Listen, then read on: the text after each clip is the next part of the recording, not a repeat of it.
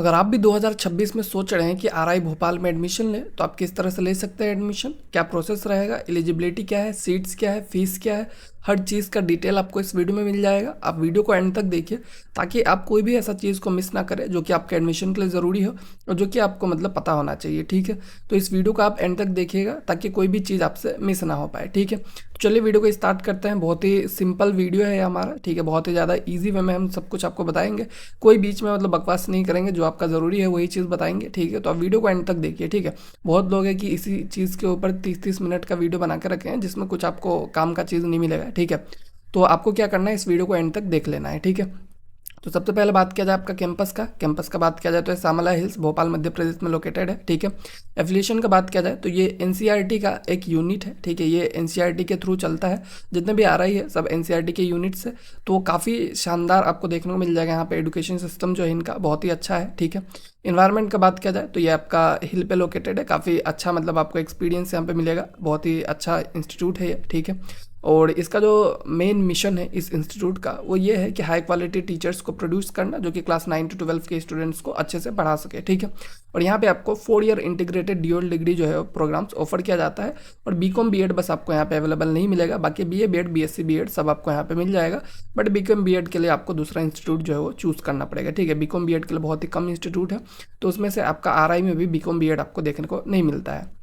उसके बाद बात किया जाए कौन कौन से कोर्सेस है और क्या क्या सीट्स आपको ऑफर किए जाते हैं। ठीक है, तो टोटल अवेलेबल आपके जो कोर्सेस हैं यहाँ पे 2 ही कोर्स है, बीएससी बीएड और बीए बीएड। ठीक है, बीएससी बीएड में आपको 100 सीट्स देखने को मिल जाता है। उसमें आपको मेजर सब्जेक्ट्स क्या क्या अवेलेबल है, फिजिक्स केमिस्ट्री मैथ्स जूलॉजी बोटानी, ये आपका मेजर सब्जेक्ट है जिसमें 20-20 सीट्स आपको हर सब्जेक्ट में देखने को मिल जाता है। ठीक है, ये सब्जेक्ट्स में आप जा सकते हैं। बीए बीएड अगर आपको करना है उसमें 50 सीट्स है। ठीक है, English, Hindi, Urdu, Marathi, history, geography, pol science और इकोनॉमिक्स, तो ये आपके कुछ बीए बीएड में सीट्स है। तो बीए का भी जो मोस्टली जो भी सीट्स आता है मैक्सिमम सीट्स आपको यहाँ पे देखने को मिल जाता है। और रिजर्वेशन जो है आपका एज पर जो गवर्नमेंट रिजर्वेशन है 10% ईडब्ल्यूएस के लिए, 50% एससी एसटी ओबीसी के लिए, और बाकी जो है आपका क्या रहेगा जनरल सीट्स रहता है। तो ये जो रिजर्वेशन सिस्टम है यहाँ पे अप्लाई होता है। तो आपको इस चीज़ का ध्यान रखना है कि अगर आप जनरल कैंडिडेट है तो आपके पास 50 सीट्स टोटल नहीं रहता है, आपके पास जो सीट्स है अराउंड 20 या 22 के आसपास बच जाता है। ठीक है, तो इस चीज़ का आपको पूरा ध्यान रखना है। और आप यहाँ पे तभी जाइए, आप ये एग्जाम तभी दीजिए जब आप इनमें से कोई भी मेजर सब्जेक्ट आप लेके पढ़ सकते हैं, या फिर साइंस के है तो इनमें से कोई भी मेजर सब्जेक्ट लेके आप पढ़ सकते हैं। ठीक है, इसके अलावा मान लीजिए आपको कोई और सब्जेक्ट पढ़ना है, ठीक है, तो उसके लिए आप जो है यहाँ पे मत जाइए, क्योंकि आपको वहाँ पे वो सब्जेक्ट ऑफर नहीं किया जाएगा। जो मेजर सब्जेक्ट है यही है। मुझे भी आरआई में मिला था, बट जो भुवनेश्वर है वहाँ पे आपको इकोनॉमिक्स नहीं देखने को मिलता है और हिस्ट्री भी देखने को नहीं मिलता है, इसलिए मैंने वहाँ पे चूज़ नहीं किया। क्यों? क्योंकि वहाँ पे मुझे मेजर सब्जेक्ट नहीं मिलता है और मुझे वो पहले पता नहीं था, इसलिए मैंने आपको पहले ही बता दिया ताकि आप अपना टाइम, एनर्जी, पैसा कुछ भी वेस्ट ना करें। ठीक है, उसका जो हमारा नेक्स्ट चीज़ है वो है आपका एलिजिबिलिटी क्राइटेरिया। एलिजिबिलिटी क्राइटेरिया जो है ये बहुत ज़्यादा इंपॉर्टेंट चीज़ है। एलिजिबिलिटी क्राइटेरिया जो है क्यों बहुत ज़्यादा इंपॉर्टेंट होता है इस चीज़ को देख लीजिए। तो एलिजिबिलिटी क्राइटेरिया में आपका एकेडमिक क्वालिफिकेशन क्या होना चाहिए, आप क्लास 12 पास होना चाहिए। ठीक है, विथ 50% मार्क्स आपका एग्रीगेट रहना चाहिए। और अगर आप एससी एसटी पीडब्ल्यू से है तो आपको क्या मिलेगा, 5% का रिलैक्सेशन जो है देखने को मिल जाता है। ठीक है, और स्ट्रीम का बात किया जाए तो बीए बीएड में आप किसी भी स्ट्रीम से जा सकते हैं, बट बीएससी बीएड के लिए आपको साइंस स्ट्रीम जो है वो रिक्वायर्ड रहेगा। ठीक है, बीए बीएड में आप कोई भी स्ट्रीम के आपको वहाँ पे जाने का एलिजिबिलिटी है।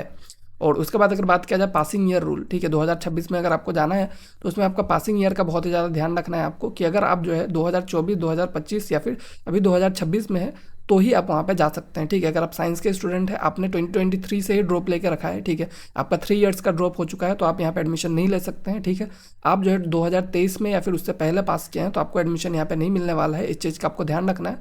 बस 2 इयर्स ड्रॉपर्स जो है यहाँ पे अलाउड है, तो इस चीज़ का आपको पता चल गया होगा, तो आप इस चीज़ का ध्यान रखिएगा। ठीक है, उसके बाद बात किया जाए एडमिशन टेस्ट का, तो आपको कौन सा एग्जाम देना है यहाँ पे जाने के लिए, तो आरआई जो है आपका इसमें एनसीईटी के थ्रू मिलता है। ठीक है, तो एनसीईटी का जो एग्जाम है आपका 7 पेपर्स होता है, उसमें नेशनल कॉमन एंट्रेंस टेस्ट, इसके ऊपर भी हमारा डिटेल वीडियो है, आप उसको जाकर चेकआउट कर सकते हैं। ठीक है, तो इसमें आपको 7 सब्जेक्ट देखने को मिल जाता है। लैंग्वेज 1 में आपका इंग्लिश या फिर हिंदी आपको चूज़ कर लेना है। ठीक है, लैंग्वेज 2 में भी आपको कोई लैंग्वेज चूज़ कर लेना है। ठीक है, इंग्लिश हिंदी में से कोई भी आप चूज़ कर लीजिएगा।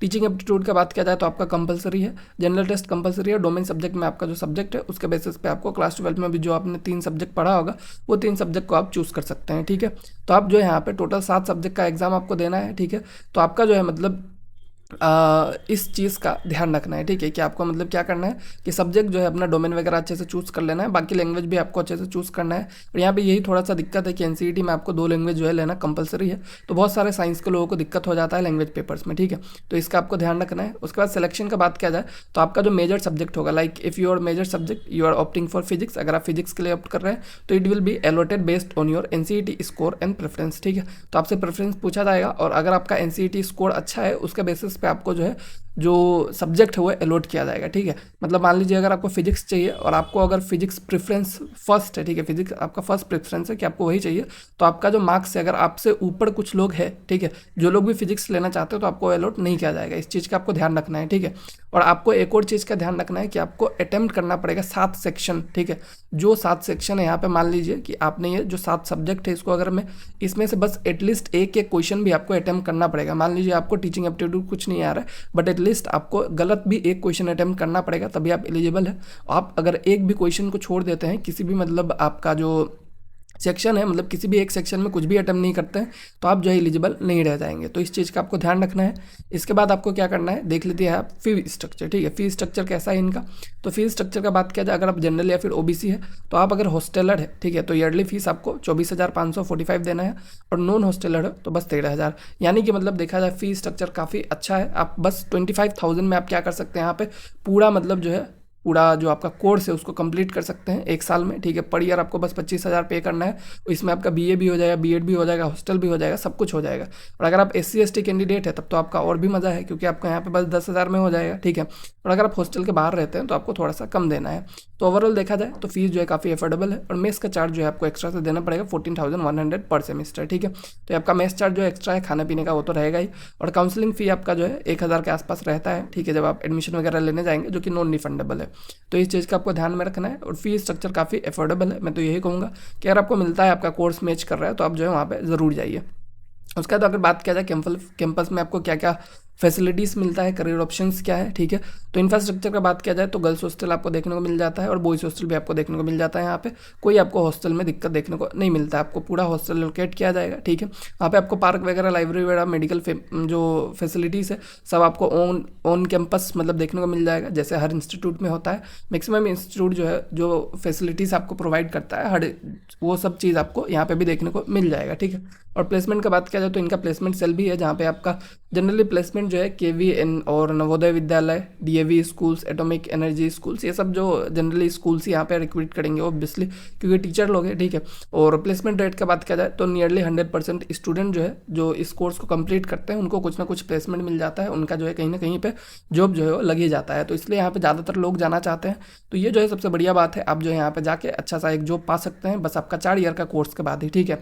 तो इस हिसाब से देखा जाए आप यहाँ पे ज़रूर जाइए, आप अपना कोर्स देख लीजिए और आप वहाँ पे जा सकते हैं, ठीक है। और ओवरऑल काफ़ी अच्छा इंस्टीट्यूट है, मैं यही कहूँगा। और अगर आपको किसी और इंस्टीट्यूट पे वीडियो चाहिए तो आप हमें कमेंट में बता सकते हैं। Thank you.